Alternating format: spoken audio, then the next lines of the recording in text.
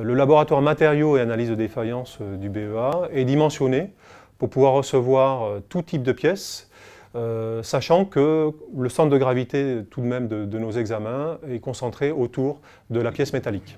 Qui sont quand même un peu oxydés. Donc dans le cadre de l'accident du MD600, nous étions confrontés à vraisemblablement à une rupture en vol d'une poutre de queue en matériaux composites. Et dans la mesure où ces matériaux étaient de nature composite, nous nous sommes naturellement tournés vers le CETIM avec lequel nous avions déjà collaboré par le passé.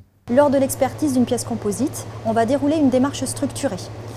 À partir des informations et des constats réalisés sur site, on va dans un premier temps échafauder un certain nombre d'hypothèses de défaillance que l'on va venir ensuite valider ou non par des essais, des analyses, des examens en laboratoire. En analyse de défaillance, un des outils clés est l'analyse fractographique, l'analyse des faciès de rupture. Dans cette enquête, le premier travail a consisté à réaliser une reconstitution complète de la poutre. Donc nous avions 35 morceaux récupérés par les gendarmes et donc à partir de cette reconstitution, l'analyse fractographique a pour objectif principal de comprendre le cheminement des ruptures et déterminer quelles étaient les sollicitations mécaniques à l'origine de ces ruptures.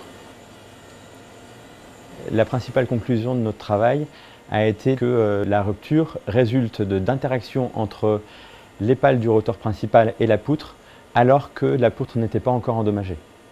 Puisque les experts du CETIM ont démontré que la rupture structurelle ne pouvait pas être à l'origine de cet accident, il nous a fallu explorer la piste opérationnelle qui permettrait d'expliquer l'interaction entre les pales du rotor principal et la poutre arrière par une action commandée du pilote.